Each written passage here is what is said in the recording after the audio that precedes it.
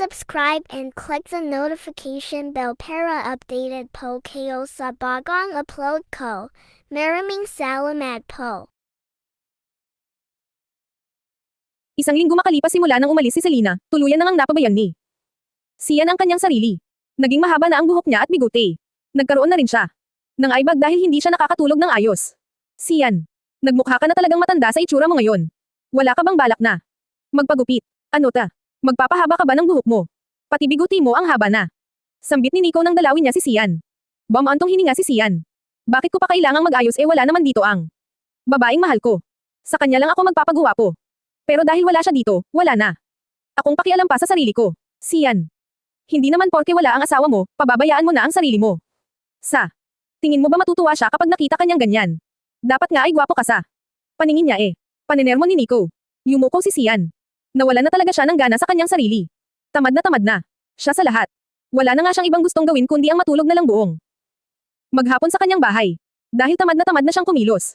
Bahala na, Nico. Siguro sa susunod na kapag hinanap na natin siya. Pero sa ngayon, wala pa akong balak na asikasuhin ang sarili ko. Hayaan mo na lang muna akong ganito, Nico. Pero salamat sa concern mo. Sambit ni Sian sabay ngiti ng mapait. Tumanggaw na lamang si Nico. At pagkatapos ay umuwi na rin siya kaagad. Naiwan na namang mag-isa sa bahay niya si Sian. Kaya naman binalot na naman siya ng matinding lungkot at pangungulila kay Selena. Baby ko, nasaan ka na ba? Miss na kita. Uwi ka na, please. Umiiyak na si Bini Sian habang nakahiga sa kama. Dahil sa sobrang antok ay nakatulog na si Sian. Nasa 2 o 1 oras lang palagi ang tulog niya. Ang hindi niya alam, papunta na sa Connie ang bahay si Catherine. Ang kababata niyang nangakong babalikan siya upang pakasalan. Wala namang pakialam doon si Sian dahil mga bata pa sila noon at wala naman siyang gusto kay Catherine, pero ang kababata niyang si Catherine ay seryoso noon sa usapan nila noong bata pa sila na magpapakasal silang dalawa. Saglit lang ang naging biyahe ni Catherine patungo sa bahay ni Sian. At dahil sa magkababata sila, kilala na siya ng mga kasambahay doon. Where's Sian? Tanong ni Catherine sa kasambahay nang makarating siya sa bahay ni Sian. Nasa kwarto niya po, ma'am, umiiyak, sagot naman ng kasambahay. Kumunat ang noo ni Catherine. Why? Kumamo ng ulo ang kasambahay. Kasi po, lumayas po si Ma'am Selena. Isang linggo na po. Wait, who's Selena? Asawa po ni Sir Sian. What? Nanlalaking matang halos pasiga na sabi ni Catherine. At kailangan pa siya nagkaroon ng asawa. How? I'm his future wife. And I'm here na para tuparin ang pangako namin sa isa't isa noong mga bata pa kami. Na kami ang ikakasal. Gigil na sambit ni Catherine. Kumamo ng ulo ang kasambahay. Ma'am. Paano po yan, kasal na po si Sir Sian. Wala lang po ngayon si Ma'am Selena dahil magkaaway silang dalawa ni Sir. Mariing napapikit si Catherine kasabay ng panggigigil niya ng sobra. Kauuwi niya lang mula sa ibang bansa kung saan nakatira ang pamilya niya. Talagang ninais niyang umuwi ng Pinas para kay Sian. Matanda lang si Catherine ng 5 taon kay Selena. At talagang wala siyang lalaking minahal dahil si Sian ang gusto niyang makasama at mapang-asawa. Kaya nga kahit maraming lalaki ang nahuhumaling sa kanya sa ibang bansa, wala siyang pakialam sa mga ito. Si Sian lang ang mahal niya at gusto niya na hindi nagbago ang pagmamahal niya para kay Sian kahit lumipas na ang matagal na panahon. Padabog na naglakad si Catherine patungo sa kwarto ni Sian. Naabutan niyang mahimbing na natutulog si Sian. Nilapitan niya ito at saka hinaplo sa mukha. Napansin niya ang pagbabago sa itsura ni Sian. What happened to you, my love? You look tired, in pain and very sad. Nandito na ako. My love. Nandito na ako. Kaya let's get married na, malambing na sabi ni Catherine. Habang hinahaplos ang mukha ni Sian. Nang dahil doon ay nagising si Zayan at saka marahang iminulat ang kanyang mata. Nagulat siya nang bumungad sa kanyang harapan ang mukha ni Catherine kaya naman napaatras siya. Catherine, anong ginagawa mo dito? Gulat na sabi ni Sian. Nginitian siya ni Catherine. Umuwi ako ng Pinas para sa iyo. Para ituloy kung ano ang pinanggako natin sa isa't isa noong mga bata tayo. You remember it, right? Nangako tayo sa isa't isa na ikakasal tayo balang araw. At ngayong nandito na ako, let's get married na. I'm ready to be your wife, Sian. Naguguluhang napailing si Sian. Naalala niya nga ang pangako nila noon ni Catherine. Noong mga bata pa sila. Nagkahiwalay kasi silang dalawa ni Catherine noong mag-college. Silang parehas dahil sa ibang bansa na nagpatuloy ng pag-aaral si Catherine. Ibang lahi kasi ang ama ni Catherine kaya doon na sila tumira. Pero wala namang pakialam si Sian sa pinanggako nila ni Catherine sa isa't isa noong bata pa sila. Dahil nga bata pa sila noon, biro lamang iyon kay Sian. Catherine, teka lang, ha? Nagkakamali ka. Mga bata pa tayo noon. Wala pa tayong isip. At isa pa, kasal na ako. Hindi na kita pwedeng pakasalan pa. Hindi lang kami okay nang asawa ko ngayon pero mahal na mahal ko ang asawa ko. Kaya please lang, huwag ka nang dumagdag pa sa problema ko ngayon. Umalis ka na lang. Mahinahong sabi ni Zayan. Napakurap ng ilang beses si Catherine. Nasaktan siya sa sinabing yun ni Sian. Akala Niya kasi ay may babalikan pa siya dahil wala siyang naging balita kay Sian. Naging abala. Kasi siya masyado sa ibang bansa dahil negosyante ang mga magulang niya. Sian, how about me? You promise na papakasalan mo ako. Na ako ang magiging asawa mo, right? So bakit ka nagpakasal sa iba? But wait, pwede naman kayong maghiwalay, di ba? Because I assure you, Sian. Mamahalin kita ng sobra. Na ikaw lang ang magiging mundo ko. I always loved you, Sian. Even though I can't see you. I can't call you. Before dahil I'm super busy. But now na hindi na, pwede bang hiwalayan mo na ang asawa mo? Please, Sian. Malamyos na sabi ni Catherine. Agad namang umiling si Sian. No, Kat, no. Mahal na mahal ko ang asawa ko. As in, sobra ko siyang mahal. Kung ano man ang ipinangako ko sa iyo noon, kalimutan mo na. Hindi na yun mangyayari pa. At hindi naman yun totoo dahil sabi ko nga sa iyo, mga bata. Patayo noon. Kaya please lang, umalis ka na lang bago ka pa maabyutin ng asawa ko. Inis na nakuyam ni Catherine ang kanyang kamao. How dare you, Sian? Nangako. Ngako ka sa akin noon tapos sasabihin mo sa akin ngayon na hindi naman yun totoo. Kahit na bata pa tayo noon, hindi ko makakalimutan yun. Nangako ka eh. Nangako ka. Sa akin, Sian at pinanghawakan ko yun. So why are you doing this to me? Bakit mo sinasaktan ang damdamin ko? I came back here just to see you. At para na rin ikasal sa iyo. Na wala akong ibang naging lalaki o nobyo sa ibang bansa dahil ikaw lang ang gusto ko. Tapos sasabihin mo sa akin na ganito. Na umalis na ako dahil darating ang asawa mo. Nasaan ba ang babaeng yun and why she leave? Bumantong hininga si Sian. Napahawak pa nga siya sa kanyang sentido. Pakiramdam niya ay nagkaroon na naman siya ng panibagong problema. Look, Kath, umuwi ka na. Please lang. Wala ka rin namang mapapala na sa akin. At, isa pa, hindi kita minahal. Ni minsan hindi kita minahal. Kaya kung pwede lang sana ay kalimutan mo na ako. Salamat sa pagmamahal mo pero hindi ko masusuklian yan, dire. Diretsong sabi ni Sian. Natahimik si Catherine at hindi kaagad nakapagsalita. Nangingilid ang luha niya habang nakatingin kay Sian. Parang mga punyal ang mga salitang binitawan ni Sian na tumarak sa kanyang dibdib. Sobra siyang nasasaktan dahil wala na pala siyang mapapala pa sa uwi niya sa Pinas. At nakaramdam siya ng labis na pagsisisi dahil nagawa niyang pagtabuyan ng lahat ng lalaking gusto siyang mahalin para kay Sian. Pero nasayang lang ang lahat ng pagpipigil niyang magmahal ng iba para kay Sian. Kath, please I'm begging you. Umalis ka na. Please lang. Ayokong magkaroon pa kami ng bagong pag-aawayan ng asawa ko. Uulitin ko sa iyo, Kath. Wala akong pakialam sa sinabi kong pangako sa iyo noon dahil bata pa tayo noon. Wala pa tayong isip. Hindi pa natin alam ang sinasabi natin sa isa't isa. Kaya please lang, umalis ka na. Bumalik ka na sa ibang bansa at ibaling mano na lang sa iba ang pagmamahal mo dahil hindi ko magagawang hiwalayan ang asawa kong mahal na mahal ko. Malumanay na sabi ni Sian. Tuluyan na nang napaiyak si Catherine kasabay ng pagtatangis ng kanyang ngipin. I hate you, Zion. I really hate you. Malakas na sigaw ni Catherine. Wallace, pwede mo ba akong igala ngayong araw? Medyo nalulungkot kasi ako eh. At gusto ko sanang lumabas. Malambing na sabi ni Selena kay Wallace. Okay sige. Magbihis ka na para makaalis na tayo, sambit naman ni Wallace. Kaagad na nagtungo si Selena sa kwarto niya upang maghanap ng masusuot. Mabuti na lang at maraming magagandang damit na binili sa kanya si Wallace. Pinipilit niya ngang bayaran ito sa mga nagastos ni Wallace sa kanya pero ayaw nitong magpabayad. Kaya naman wala nang nagawa pa si Selena. Napatingin si Selena sa salamin. Itinaas niya ang damit niya upang makita ang tiyan niya. Hindi pa rin halata ang tiyan dahil sa mag-isang buwan pa lang ito. Malungkot na. Ngumiti si Selena dahil naisip niyang bigla si Sian. Baby, papabait ka kay mama, ha? Hindi kasi alam ni mama kung kailan niya mapapatawad ang papa mo. Bulong ni Selena sabay haplos sa kanyang tiyan. Humingang malalim si Selena bago nagbihis na ng maayos at saka naglagay ng kaunting kolorete sa mukha. Pagkalabas niya ng kwarto, napalunok si Wallace nang makita siya. Hindi mapigil ang hamang ni Wallace sa gandang mayroon si Selena. Halika na. Nauutol na sambit ni Wallace sabay tingin sa ibang direksyon. Tumanggaw naman si Selena sabay ngiti. Habang si Wallace naman ay nauna nang maglakad. Bumantong hininga si Wallace dahil biglang kumabog ng malakas ang dibdib niya. At tila ba kakapusan siya ng hininga. Tahimik lang si Selena buong biyahe. Habang si Wallace na ganoon din pero sumusulyap siya ng palihim kay Selena. Hindi niya alam sa kanyang sarili kung bakit tila naaakit ang mata niyang sulyapan si Selena. Basta nahuhuli na lang ang kanyang sarili na nakatitig na pala sa magandang mukha ni Selena. Ang ganda naman dito. Nakaka-relax sa mata. Ang daming puno. Bulaklak sa paligid. Sambit ni Selena nang makarating sila sa isang kilalang puok pasyalan. Naghanap sila ng pwesto ni Selena kung saan naglatag sila ng sapin sa damuhan. At pagkatapos ay naupo doon. Nilaybot ni Selena ang kanyang paningin sa paligid. Maraming bata ang naglalaro, naghahabulan, at masayang nagtatawanan, marami ding magkasintahan sa paligid at pamilya. Hindi maiwasang makaramdam ng lungkot ni Selena. Habang nakatingin sa isang masayang pamilya na nagtatawanan habang nagkukwentuhan kasama ang dalawang anak nito. Tumikim si Wallace nang mapansing malungkot ang mga mata ni Selena na nakatingin sa isang masayang pamilya mula sa hindi kalayuan sa kanilang pwesto. Selena, gusto mo bang maglakad-lakad muna? Para kahit papaano ay malibang kang. Talaga. Kaysa nakaupo lang tayo dito. Suhesyon ni Wallace. Bumaling sa kanya si Sir Erna at sa katipid ng umiti. Hindi na. Mamaya na lang. Siguro. Mas gusto ko na nakaupo muna tayo dito. Medyo napapagod kasi ako kapag naglalakad. Ewan ko ba pero madali ba akong mapagod simula nang magbuntis ako? Nawala. Na akong ibang gustong gawin kundi ang matulog at kumain. Dala kasi yan nagpagbubuntis mo kaya ka nakakarandam ka agad ng pagod. Siyempre, may buhay na sa sinapupunan mo. At saka isa pa yung pagiging gutuman mo. Kaya kahit na sinusuka mo lang ito, kumain ka pa rin. Para may masuka ka. Kaysa naman. Nasusuka ka tapos wala ka namang mailalabas. Masakit yun sa tiyan, sabi ni Wallace. Sumili ang tipid ng ngiti sa labi ni Selena at saka siya tumitig kay Wallace. Sa isip niya. Kung hindi sana itinago ni Sian sa kanya ang totoo, hindi sana siya magagalit ng sobra. Hindi sana sila nasa ganitong sitwasyon ngayon. Minsan ay hindi maiwasang magtampo ni Selena dahil wala man lang siyang na-receive na kahit anong message kay Shern. Wala ring tawag. Na para bang hindi siya nito hinahanap. Na para bang okay lang sa kanyang asawa. Nawala siya sa tabi nito.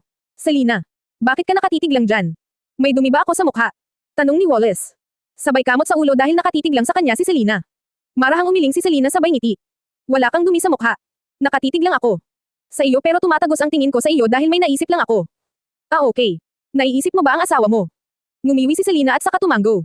Oo. Naisip ko lang kung bakit wala man lang siyang tawag o kahit message sa akin. Hindi niya ba ako hinahanap? Ano na kaya ang nangyayari sa kanya? Ngumuso si Wallace. Baka busy lang siya o ano? Busy. Paanong naging busy siya kapag gabi naman wala na siyang gagawin? Napakahirap bang mag-text? Kumakain ba ng ilang oras kapag nag-text ka sa isang tao? Hindi naman siguro, tama. Sabi naman Selena. Napakamot ng ulo si Wallace. Sa bagay tama ka. Pero kung gusto mong malaman ang sagot, bakit hindi mo siya puntahan ngayon? Kumbaga, hindi ka naman magpapakita eh. Titingnan mo lang siya. Tatanawin mo siya sa malayo kung gusto mong malaman kung ano na ang ganap sa buhay niya. Kaysa nag-isip ka ng kung ano-ano dyan. Hindi kasi maganda. Para sa isang buntis ang mag-isip masyado dahil maaari itong maging dahilan ng pagiging stress ng isang buntis. Napaisip si Selena. Maganda nga ang naisip ni Wallace, natatanawin niya lang muna sa malayo si Sian upang malaman kung ano ang ganap nito sa buhay. Nang sa ganoon ay maging panatag niya ang kalooban niya. At saka na lang siya babalik sa bahay ni Sian kapag okay na siya, kapag full healed na siya at napatawad na niya ng tuluyan 6 iyan. Okay sige. Maganda ang naisip mo na yan. Pero mamayang gabi na lang siguro para madilim na. Magsusuot na lang ako ng face mask at sombrero para hindi ako makilala. Sambit naman ni Selena. Bumantong hininga si Wallace. Kitang-kita niya ang lungkot sa mukha ni Selena. At sa hindi niya maipaliwanag na dahilan, may parte kay Wallace na gustong alisin ang lungkot sa mga mata ni Selena. Dahil nakakaramdam siya ng awa para kay Selena. Matanong pala kita, Wallace. Bakit wala kang babaeng siniseryoso? Bakit tinitira mo lang sila? Biglang sabi ni Selena. Natawa naman dahil doon si Wallace. Hindi niya inasahan na yun ang itatanong ni Selena sa kanya kaya talagang nabigla siya. Sira ka talaga. Nakakabigla ang mga tanong mo, tumatawang sabi ni Wallace. Seryosong tumingin sa kanya si Selena. Sagutin mo na lang ang tanong ko hindi yung ang dami mo pang sinasabi dyan. Bakit nga? Sa tingin mo ba? Gwapo ka sa part na. Yun. Umiling naman si Wallace. Hindi naman. Hindi ko nga iniisip ang bagay na yan eh. Wala lang. Siguro hindi pa dumadating ang babaeng seseryosohin ko. Hindi ko pa kasi nararanasang magmahal. Kumbaga, dumating ako sa edad na ito nang hindi ko pa nararanasang magmahal. At saka, sila naman ang may gusto noon. Sila ang lumalapit sa akin. Siyempre, lalaki lang ako. Tamang tuko lang ng palay. Napangiwi si Selena. Sa bagay lalaki kayo. Talagang tusok lang kayo ng tusok. Wala. Namang mawawala sa inyo. Pero bakit wala ka pa ring nobya? Dapat may nobya ka na eh. Para naman alam mo kung paano maging loyal sa isa. Natawa si Wallace. Pala desisyon ka rin eh. Ayoko nga. Masaya ako sa buhay ko. Ngayon. Ayoko munang magmahal. Dahil ang sabi nila, nakababaliw daw magmahal. Nakakaten GA. Basta. Mahirap magmahal. Hindi madali. Kaya nga masaya ako na hindi pa. Ako nagmamahal. At least, di ba? Hindi ako nasasaktan. Wala akong ibang inisip kundi ang babaeng makakalandian ko. Pero sa bagay tama ka. Hindi nga madaling magmahal. Maraming kung ano-anong ganap sa buhay. Pero kahit na ganoon, masaya naman siya. Sabi ni Selena at sa katipid na ngumiti. Tumitig sa kanya si Wallace. Bakit ikaw ba? Masaya ka naman ba sa buhay mo? Sa pagiging kasal mong tao. Lumabi si Selena. Masaya sana. Kung hindi niya lang ako ginawang tanga. Kung sinabi niya lang sa akin ang lahat. Masaya sana kami. Pero kasi naging makasarili siya eh. Itinago niya sa akin ang totoo. Kaya ngayon, ako naman ang magtatago mula sa kanya. At saka na. Ako lalabas kapag wala na akong nararamdaman na galit sa puso ko. Mahinang natawa si Wallace. Ganoon. Bali may taguan palang nagaganap sa pagitan ng asawa mo at ikaw. Tumanggaw si Selena. Oo. Tago-taguan maliwanag ang buwan. Natatawang umiling si Wallace. Pero alam mo bilib din ako sa iyo, mukha kang inosente at matino pero may pagka-abnormal ka. Ngumisi si Selena. Ganoon talaga. Looks can be deceiving. Pero kahit ganito ako. Ganito na talaga ako. Muling natawa si Wallace. Natatawa talaga siya sa mga sinasabi ni Selena. At ang nakakatawa pa doon, seryoso lang ang mukha ni Selena habang nagsasabi ng kalokohan. Ewan ko sa iyo. Puro ka kalokohan. Nga pala, baka nagugutom ka na. Bibili lang ako. Nang makakain natin, sambit ni Wallace sabay tayo. Mabuti naman at naisip mo yun. Akala ko magkukwentuhan lang tayo dito. Hanggang sa gamabi eh. Marunong ka rin palang makaramdam, nakangising sabi ni Selena. Natatawang umiling na lang si Wallace at saka naglakad na patungo sa mga nagtitinda ng merienda sa lugar na iyon. At habang bumibili siya, pasulyap-sulyap siya kay Selena. At hindi niya moasang mapangiti dahil natatawa talaga siya sa mga pinagsasabi nito sa kanya. At iyon na yata ang unang beses na mapasaya siya ng isang babae na walang halong kahalayan at pakikipagtalik. Dahil ang lahat kasi ng babaeng nakakasalamuha at nakakausap ni Wallace, diretso kaagad sa kama. Walang kwentuhan o ano. Basta. Nakikipagtalik siya sa mga ito at sa kanya ito iwan na lang basta. Maraming pagkain binili ni Wallace kaya naman masayang-masaya si Selena dahil marami na naman siyang makakain. Habang si Wallace naman ay napapatingin na lang sa katakawan ni Selena. Hoy, kumalma ka naman sa pagkain. Para kang isang linggong hindi pinakain eh. O ito. Tubig. Uminom ka dahil baka mabulunan ka, sambit ni Wallace sabay abot ng tubig kay Selena. Inirapan siya ni Selena bago uminom ng tubig. Bakit ka ba nakikialam dyan, ha? Kumain ka na lang din kaysa pinakikialaman mo ako. Eh masaya akong kumakain dito at ganado. Wala kang magagawa. May reklamo ka ba? Matari na sabi ni Selena. Natawa naman si Wallace. Wala akong reklamo. Nag-aalala lang ako sa iyo dahil baka mabulunan ka sa ginagawa mo eh. Pwede naman akong bumili ulit ng pagkain mo kapag hinyo lang ka. Hindi yung grabe ka kumain diyan. Ang dami pa namang tao dito. Baka mamaya may nag-video na sa iyo dyan at nag-viral ka sa pagkain mo ng ganyan. Ngumisi naman si Selena. Pakialam ko kung videohan man ako ng kung sino dyan. E-enjoy ako sa pagkain ko ngayon. Huwag ka nga masyadong madaldal dyan. Kumain ka na lang at itikom ang bibig mo dahil nairita lang ako sa iyo. Masyado kang madaldal. Pissed ka. Muling kumain si Selena na akala mo mauubusan. Habang si Wallace na lang ay natatawang pinapanood kumain si Selena. Wala nga talaga itong pakialam sa mga tao sa paligid nila. Basta kakain si Selena sa paraan na gusto niya. Matapos nilang kumain dalawa, nagkwentuhan muna sila ng puro kalokohan. Hanggang sa sumapit ang gabi. Napagpasyahan na nilang umalis na sa lugar na yun at saka magpunta sa bahay ni Sian upang makita man lang ni Selena kung anong ganap na sa buhay ni Sian. Ayos ka lang ba? Ang tahimik mo ngayon, tanong ni Wallace kay Selena habang nasa biyahe sila. Bumuga ng hangin si Selena. Medyo kinakabahan ako dahil makikita ko na naman ang asawa kong puny tatlota. Tumawa si Wallace, at bakit ka naman kinakabahan? Inisip mo ba na makikilala ka ng asawa mo? Umiling si Selena. Hindi iyon ang dahilan. Basta bigla na lang akong kinabahan na. Ewan. Sige na magmaneho ka na lang dyan at huwag ka ng marami pang tanong. Nasabi ni Selena. Matari. Pumaroda ang sasakyan ni Wallace hindi kalayuan sa bahay ni Sian. Naghintay sila ng ilang minuto doon upang makurto kung lalabas ba si Sian. Selena. Hindi naman yata lalabas sa bahay na yan ang asawa mo sambit ni Wallace na bahagyang naiinip na kahihintay sa paglabas ni Sian. Tumikim si Selena. Okay. Fine. Gawin na nating 1 hour ang paghihintay natin dito. Kung walang lalabas na Sian sa bahay na yan, umuwi na lang tayo. Tumanggaw naman si Wallace bilang pagsang-ayon kay Selena. Nakatutok lang parehas ang mga mata nila sa bahay ni Sian. Hanggang sa malapit nang lumipas ang isang oras, isang maputing babae ang lumabas sa bahay ni Sian. Naningkit ang mata ni Selena nang malaman niyang hindi naman si Abigail ang babaeng yun. Sino tong impacta na to? Bulong ni Selena. Nag-usap ang babae at si Sian. Hanggang sa nagulat na lamang si Selena ng halikan ng babae sa pisngi si Sian bago ito nagmamadaling pumasok sa sasakyan niya at saka umalis. Nakatayo lang si Sian sa labas ng gate habang nakatingin sa papalayong sasakyan ng babae. At sa mga oras na yon, nanikip ang dibdib ni Selena. Kasabay ng pagpatak ng butil-butil niyang luha. Selena. Tawag ni Wallace sa kanya. Patuloy sa pagragasa ang luha ni Selena. Pumasok na sa loob ng kanyang bahay si Sian habang si Selena naman ay napahawak sa kanyang dibdib na naninikip. Hindi niya inasahan na iyon pa ang masasaksihan niya. Anong ibig sabihin nito? Na kaya hindi man lang nagme-message o tumatawag sa akin. Si Sian ay dahil may iba na siya. Selena. Kalma. Huminga ka ng malalim. Makakasama sa baby mo ang labis na pag iyak, sambit ni Wallace sabay haplos sa likod ni Selena. Nanggigigil na napakagatlabi si Selena upang pigilang humikbi. Habang si Wallace naman ay hindi alam ang gagawin kung paano pakakalmahin si Selena. Ramdam niya ang sakit at galit na nararamdaman ni Selena habang nakatingin lang sa bahay ni Sian. Naawa. Tuloy si Wallace kay Selena kaya naman patuloy lang siya sa paghaplos sa likod ni Selena. Na ngayon ay nanginginig na rin ang buong katawan nito. Hayop ka, Sian. Paano mo nagawa sa akin ito? Lumuluhang sambit ni Selena. Malawak ang ngiti ni Catherine nang siya ay magising. Naalala niya kasi kagabi ang Ginawa niyang paghalik sa pisngi ni Sian kung saan sobra talaga siyang kinikilig. At, nagkaroon pa siya ng pag-asang maaga si Sian sa asawa nito dahil magkaaway ang dalawa at mukhang magkakalabuan pa. Wow! Malawak ang ngiti sa labi. Halatang nag-enjoy sa kagagahang ginawa niya. Kagabi. Impakta ka rin talaga kahit kailan, sambit ni Eva na best friend ni Catherine. Sa kondo na kasi ni Eva na natili si Catherine. Ito ang best friend niyang babae mula noon na kahit nagkalayo sila ng matagal, hindi pa rin nila kinalilimutan ang isa't isa at ganoon pa rin ang trato nila. Walang nagbago sa kanilang dalawa. Umirap si Catherine at naupo sa tabi ni Eva. Alam mo, tumigil ka na lang at suportahan ako sa kasiyahan ko. Hindi yung kontrabida ka dyan. Hama ba naman ang nguso ni Eva? Hoy babae. Paano kita susuportahan sa kasiyahan?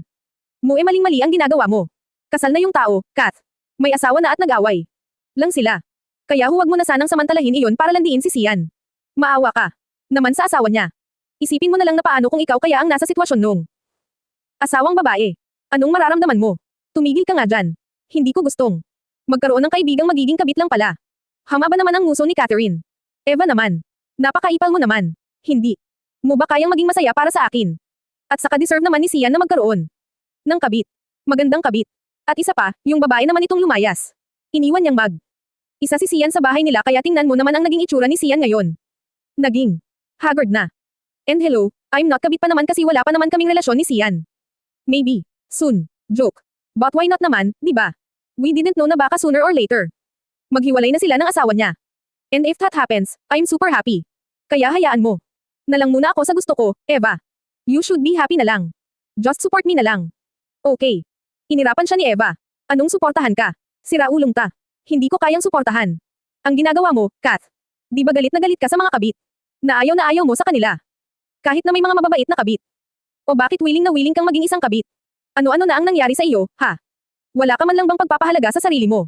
Na, bababaan mo ang halaga mo para lang sa isang lalaki. Bumantong hininga si Catherine. Alam niyang hindi siya susuportahan ni Eva dahil masyado itong mabait, ayaw nito ng mga kalokohan niya. At never siyang kinusinti ni Eva sa mga kalokohan niya. Look, Eva.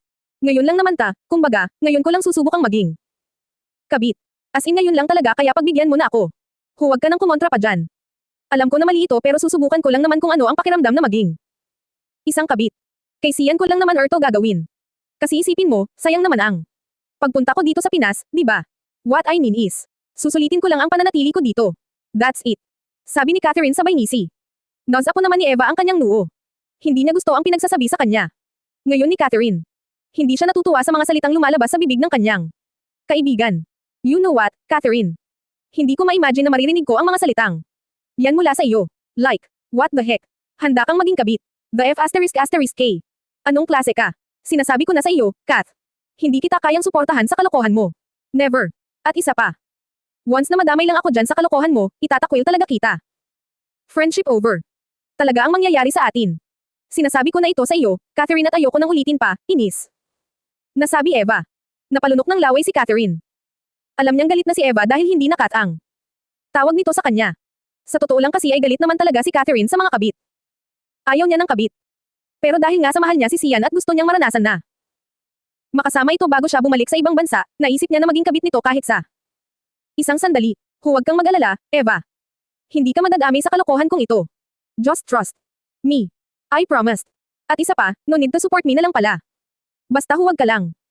Co-contra like pipigilan mo ako o gagawa ka ng eksena. Basta, hayaan mo na lang ako. Okay.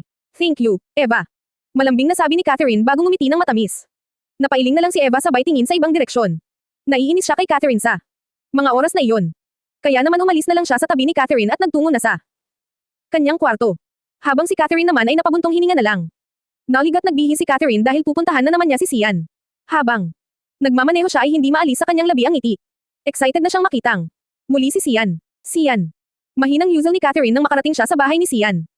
Nangunot ang noo niya nang makita ang maraming alak sa mesa kung saan naroon si Sian nagiinom. Maraming bote ng alak ang walang laman dahil gabi pa lang ay naginom na si Sian. At nagpatuloy lang ito sa pag-inom ng magising ito ng umaga. Sian. Ang aga-aga mo naman yatang uminom. Dapat nag-almusal ka ng pagkain. Hindi alak. Makakasama yan sa iyo malumanay na sabi ni Catherine at saka pinagpupulot ang mga bote ng alak na nagkalat sa sahig. Bumaling sa kanya si Sian. Bakit ka ba nandito? Sinabi ko ba sa iyong magpunta ka dito? Hindi mo ba maintindihan ang sinabi ko na ayaw kitang nagpupunta pa dito? Bobio ka. Ba? Napakurap ng ilang beses si Catherine dahil sa sinabing iyon ni Sian. Nagulat siya dahil ngayon lang siya nasabihan ng Bobo. At isa pa, bigla siyang kinilabutan dahil sa galit na itsura ni Sian habang nakatingin sa kanya. Sian, calm down, okay. Nandito lang naman ako dahil nag-aalala ako sa iyo. Mag-isa ka lang kasi dito. At saka hindi naman ako manggugulo sa inyo ng asawa mo. Tanggap ko na may mahal ka na at kasal ka, I'm just here kasi wala pa ang asawa mo. Pero, kung bumalik na siya, aalis na ako. Gusto lang kitang damayan at kausapin para gamaan. Ang loob mo, sambit naman ni Catherine sa malamyos na boses. Asar na napailing si Sian. Hindi na nga nagawa pang maligo ng 3 araw ni Sian. Dahil tamad na siya sa lahat. Pero kahit na wala siyang ligo ng ilang araw, mabango pa rin siya. Muli siyang lumagok ng alak. Napaginipan niya kasi si Selena kagabi. At, sa panaginip niya, sumama sa ibang lalaki si Selena. Nainiwan na talaga siya ni Selena nang tuluyan kaya naman napainom siya ng alak dahil sa masamang panaginip na iyon. Tumikim si Catherine. Sian, hindi ka pa ba matatapos uminom? Baka kasi sumakit ang tiyan mo dyan at magsuka ka. Kasi umagang-umaga alak ang laman ng tiyan mo. Asar nang umisi si Sian. Ano naman ba sa iyo? Anong pakialam mo? Ko ba ang sasakit ang tiyan? Ikaw ang masusuka. Hindi ko kailangan ng opinyon mo, Catherine. Ang gusto ko, umalis ka na lang. Kasi hindi naman kita kailangan dito sa bahay. Wala ka rin namang magiging silbi dito dahil hindi ko kailangan ng kausap o karamay na sinasabi mo. Papansin ka lang dito eh. Halatang galawang malandutay ang put-apat.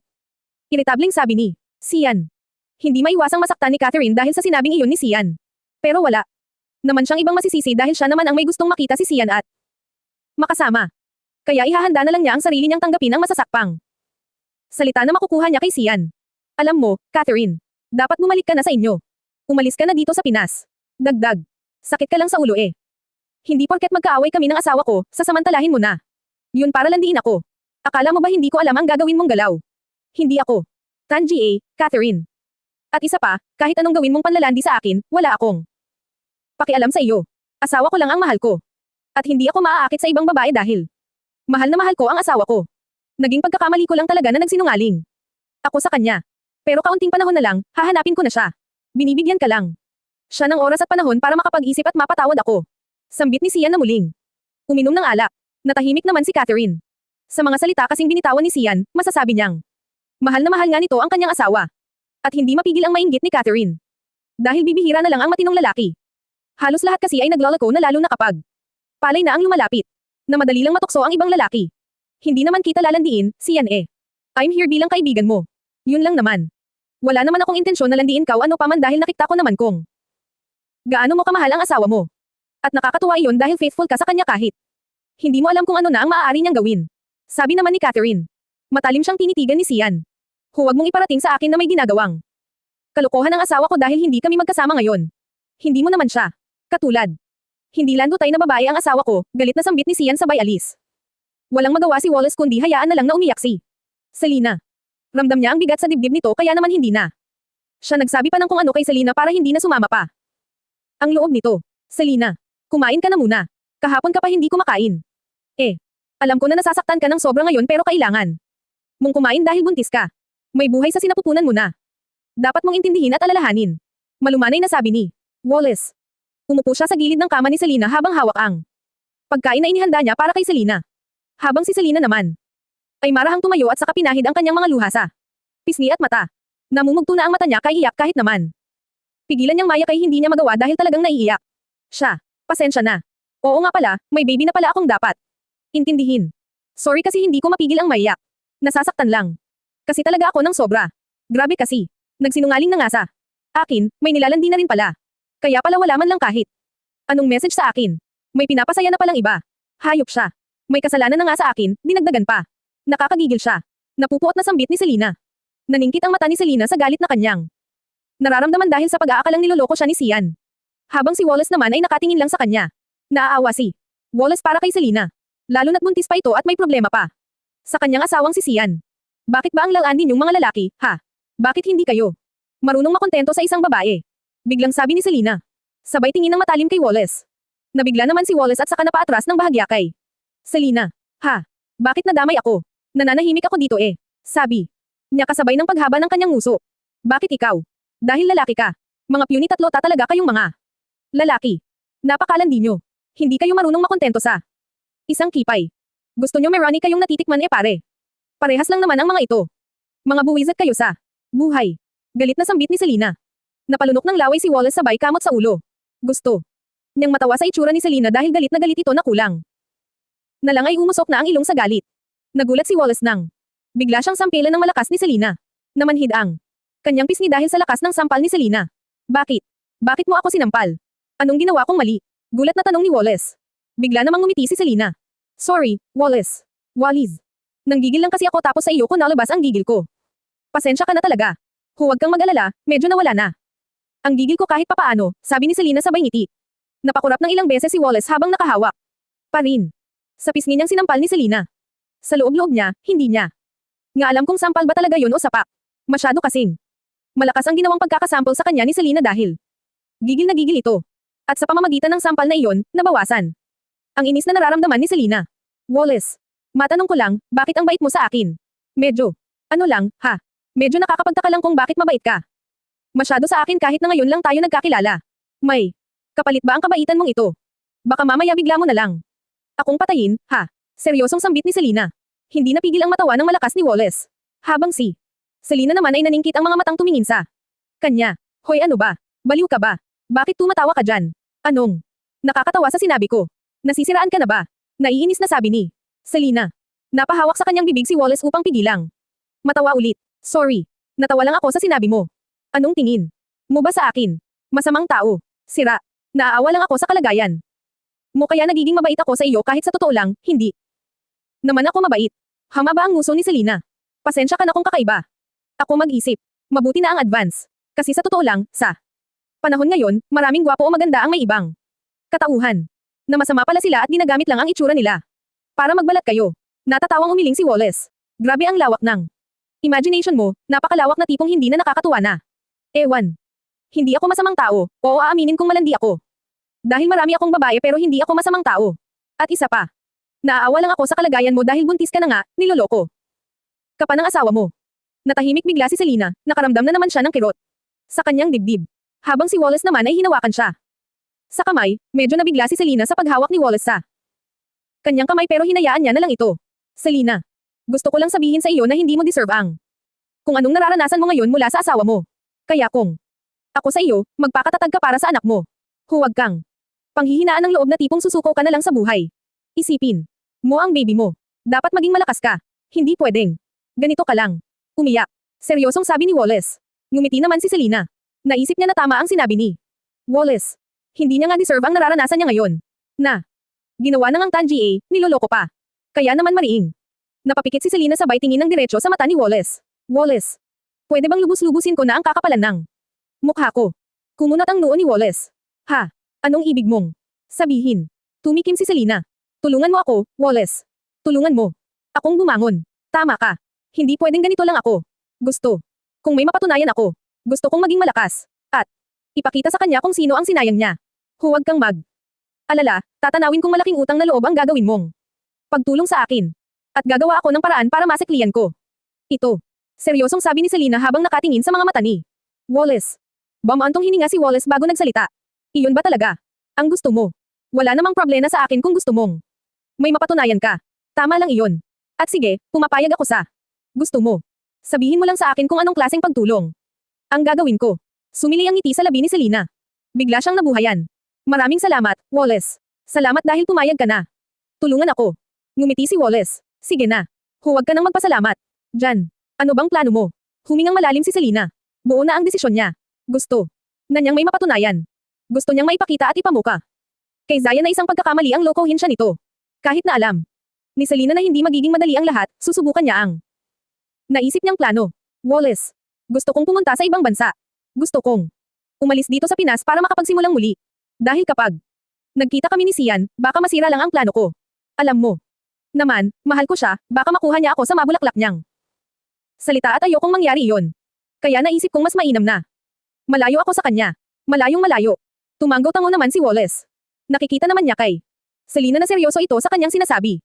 At ramdam niya ang pagiging determinado nitong magkaroon ng pagbabago sa buhay. Okay sige, tutulungan kitang makapunta sa ibang bansa. Pero, sigurado ka na ba dito? Baka naman kasi bigla kang umatras. Baka magbago ang isip mo. Sabi naman ni Wallace. Marahang umiling si Selena. Hindi. Maniwala ka. Hindi ako. Atres. Masyado na akong nasaktan, Wallace. At isa pa, ang desisyong ito ay para sa amin ng anak ko. Hindi lang para sa akin. Mas mabuti pang hindi na malaman ni Sian na may anak kami. Dahil baka kapag nalaman niya, maging magulo pa ang lahat. At sa tingin ko, hindi siya magiging mabuting ama sa anak namin. Dahil ngayon pa lang at nagloloko na siya. Tumanggo-tango si Wallace. Okay sige. Kung yan ang gusto mo, sige lang. Pero bibigyan muna kita ng 3 araw para kung sakaling magbago ang isip mo, makakapag-isip ka pa ng ibang plano. Tipid na ngumiti si Selena. Salamat, Wallace. Sana talaga. Humaba pa ang buhay mo para marami ka pang matulungang kagaya ko. Mahinang tumawa si Wallace. Sira ka talaga. Oo na. Sige na. Kumain ka na dyan bago pa magbago ang isip ko at hindi na kita tulungan kung hindi ka kakain. Humaba naman ang nguso ni Selena at saka kinuha ang dalang pagkain ni Wallace. Kahit papaano ay okay na siya. At hindi na ganoon kabigat ang nararamdaman niya sa mga oras na iyon. Habang si Wallace naman ay nakatingin lang kay Selena na agad ding tumingin sa ibang direksyon dahil napagtanto niyang matagal na siyang nakatingin kay Selena.